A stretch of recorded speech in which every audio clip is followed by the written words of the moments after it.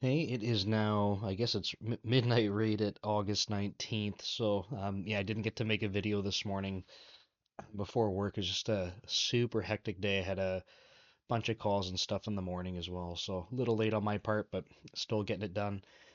Um, Past week, work-wise, I don't think anything too interesting there. Started the rewards conversations. I think I mentioned that last week. I've been happy with how that's going. I was kind of expecting I don't know, just like it's not a comfortable time when there's no salary increases and stuff like that. So I was nervous about that, but I think that's actually gone pretty well. So still a few more to do.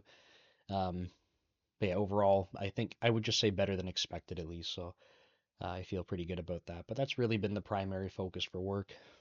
Um, just a couple interesting things. I'll start off with some meal coach stuff. So I had a meeting this week with a team working on an app that is, I guess it's I would say it's like very complimentary.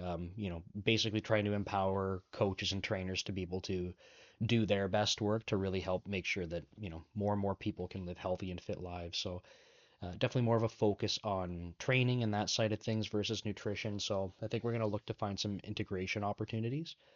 So, we'll do that. But yeah, very positive interactions overall. So, pretty excited there. Um, what else, meal coach wise? We were sorting out some funny S3 stuff. Um, we're trying to do progress photo uploading, so other engineers spent a lot of time trying to figure out why our stuff wasn't working, but in like a sandbox environment it was. Came down to some metadata stuff that we don't actually need, and if you weren't including it, then it wasn't hashing properly or something like that. So anyway, just chewed up a lot of time for no good reason, but it's like that's a pretty common thing, right? Like when you see the problem, you're like, oh, it's so simple, but just not easy to find. So progress photo should come along pretty soon, which is awesome. What was I working on? I pushed up a pretty big change, and I already can't remember. I'll talk. It'll come to me as I'm talking about this other part, but I had tried to do a bunch of optimizations um, around caching and filtering and stuff like that over the past month, 2 months, and made a lot of headway there, which is awesome. But the primary part of our application is about generating meal plans, and it's extremely database heavy if you're not caching things. So cache misses are extremely expensive. And what I had noticed is that with all of my optimizations, I was doing other stuff like um, running different parts of the algorithm in parallel, that kind of thing. And despite my attempts to optimize all of it, and the other optimizations were I was doing were like sort of general database accessibility stuff that it extended beyond the meal plan generation. But anyway, a lot of other things got better, and meal plan generation got like 20 times slower. So it went from being like literally 2 seconds to um, like 40 seconds, and it was amazing how like unbearable that has felt. And it's been really bothering me because like it functions, it works, but I'm like I can't figure out why this got slower. And all of my attempts to run stuff locally and profile it and benchmark it and stuff like that, nothing stood out. Um, all of the spots I was checking caching were working as expected, so literally just had no guesses except for I was thinking that maybe one of the primary things I had done was switch from task when all with a bunch of tasks running in parallel, sort of like unbounded, um, to parallel for each async, which is going to be bounded by the CPUs. Kind of, it does some scheduling for you so that you're not just like blasting out tons of tasks. Now, the reason I made that switch is because the MySQL connection pooling, I was under the impression that it would limit the number of connections that we can even open up, but that's not the case. So if your connection pool was 50 and like you needed 51 connections, like it, I guess it tries to do it. I don't know exactly what it's doing for the pooling part, but um, the the gist of it is that by being unbounded, there's a lot of scenarios because we basically open and close connections just for the lifetime we need them for the query. So the pooling is supposed to help with that, but we can end up opening up a ton of connections all at once. And I switched to parallel for each async to kind of just build in some scheduling and limit that for us. And I said, you know what? I'm going to see if I can do something better. If I put a semaphore around the shared spot where we open up database connections, I can limit that. So I can come up with the solution for that, which works. It's great. Pretty simple. I don't know, maybe someone who's like a master of async programming will look at that and be like, "Oh, like you're you're missing something or it's terrible," but seems to do the trick. So I said, you know what? I'm going to go back to that spot in the code. I'm going to switch it back to task when all so I can run more things kind of unbounded because it's very IO heavy, not CPU heavy. And I switched it, I tried it, and it doesn't increase the performance. So again, I was back to being out of ideas, and I kind of just was thinking about it again. I said the only way that it could be that slow is if it's hitting the database because the rest of it's math. It's basically go to the database, get records, do math. And I'm like, the math is fast. Like that's what computers do. So like it has to be hitting the database, but where, how, and I guess I just got lucky today and realized I was looking at another repository that I have of not a code repository, but a repository um, like design pattern, and noticed that basically there was situations where foods, when we're looking up the nutrients, it would do it and then not cache the result, and then some other scenarios where it would get thrashed as well. So that was pretty terrible to see, but also good news because immediately I was like, that's it. That's where I had messed up the caching for this thing. Everything else was pretty consistent, but this was a unique um, thing I had to do for caching for this particular repository. So I was like, okay, that's the thing. Got to address it.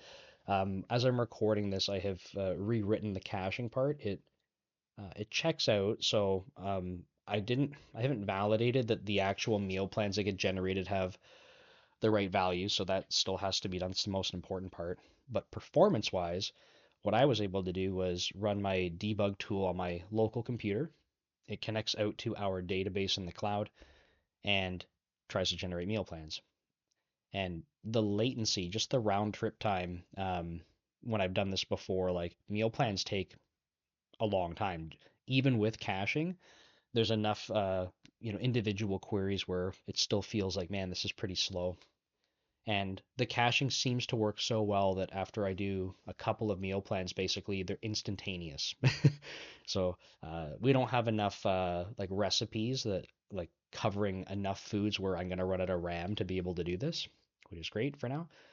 And yeah, I could just keep generating meal plans. And as I was debugging, like I could see, okay, it's doing fewer and fewer queries because it's caching more and more until it literally got to the point where everything it needed was in RAM and meal plans instant. So I'm like, okay, I've fixed the caching problem. I just got to validate the data is actually correct because that would be worse, right? I'd rather it be slower and accurate than fast and just doing the wrong thing. So still TBD on actually wrapping that up, but sigh of relief because that's where the problem was. So that's good news. Trying to think about the other thing I was doing, it still didn't come to me. So I had it was an authentication or something. I can't recall. That's gonna really bother me, but I had to do a lot of work around introducing more filtering and stuff like that. Um, so just a lot of SQL stuff over the past little bit, and yeah, that's just been pretty hectic. So all good stuff though. It's all coming along. The platform's really progressing, and yeah, I'm just excited about that. We got good opportunities coming up, and really um, just trying to get users on board so that we can measure. My wife is actually more regularly saying, maybe I should open up the app and try it. So it's cool to see. Um, I think one of my milestones will be instead of, oh, I should see what the app has to say because she's trying to help me, that she goes to the app because she's excited that it's going to help her, and she feels confident in it. So like I said, that'll be a good milestone for me. So we'll see when that happens. Not if, but when. Um, what else is going on? Let's talk about dev leader stuff. So got got a bunch of videos out this week. well, I mean three, three full-length videos. That's the goal. I did two this week on projects for beginners. So that was based on a LinkedIn post that someone else had shared. First video actually had really good traction. Second one that went up, I mean, it's the same style and everything, but it bombed right away. Yeah, I was pretty disappointed. It was like, oh, I had a 1 out of 10 video on Monday. I'm like, yes, okay, cool. Like, let's repeat that. And then release, and it was like 10 out of 10 and was like just way behind on views. And I'm like, man, that feels real bad. Because it's a lot of effort that goes into the videos. But I think what had happened was that the initial audience that YouTube showed it to didn't land too well, and over like 48 hours or so, it kind of it's back to being right on par. Even the click-through rate's actually higher on it, so that's kind of cool to see. And then today's video, or I guess technically yesterday, because it's Saturday now, that video, because Friday was just chaos for me, unfortunately.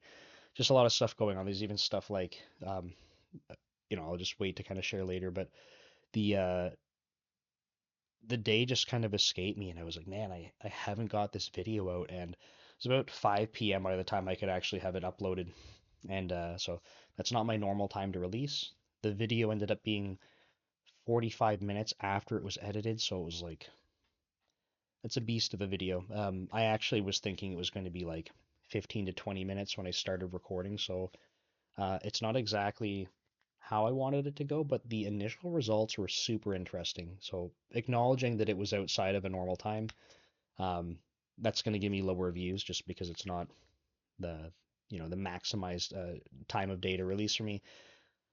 But instead of getting a few minutes of view time, it was like 12 minutes of average view time, like like 5 times as much as I normally get, 4 to 5 times, yeah, like somewhere in that range. So just like pretty pretty dramatic difference. I'm hoping that over 48 hours, I'll see if that kind of thing performs well because it's definitely more of a deep dive. So interested to see that. Um, got a blog post out that touches on some of those projects as well. So yeah, I think I'm definitely liking doing blog posts in conjunction with the videos. I think that um, it helps like digest content in different ways, right? The topics are the same, right? Obviously, it's not like word for word. Like the blog article is just the exact words I say, but I think just kind of thinking about it different ways, reading about it, watching it, listening, can really help solidify some thoughts. So I'll keep that up. I don't know if I think can't remember the last video I made and what I shared for my update, but I have a bulk supplements, like I guess like affiliate sponsorship, which is awesome. Really thankful for that. So that's technically the campaign is just for Instagram right now, but they sent over a couple products. This is like I'll share two other things too. So NordVPN, I have an affiliate sort of set up with them, and same with Newegg. All of these things are things that I use. I want to be totally transparent, right? Like anything that I am going to try to get sponsorships and affiliate partnerships with, it's going to be stuff that I use already. And if it's not stuff I use already, it'll be stuff hopefully one day where it's like I really want to use that. I've been wanting to, like, can I partner? But to start, all stuff I use. Like when I build computers, it's funny, like I love waiting for sales and stuff, but sometimes I'm like, I check Newegg and I'm like, man, like it's not a special time and like they're beating the prices. So I've used Newegg for as long as I can remember building computers, honestly. So I have links to them on my blog now. Same with NordVPN and the bulk supplement stuff. I'm gonna kind of it's like I said, there's an Instagram campaign, but I'll try to find other ways to incorporate it. And the the interesting part is I realize that like supplements, like bulk supplements, it's not a technology thing.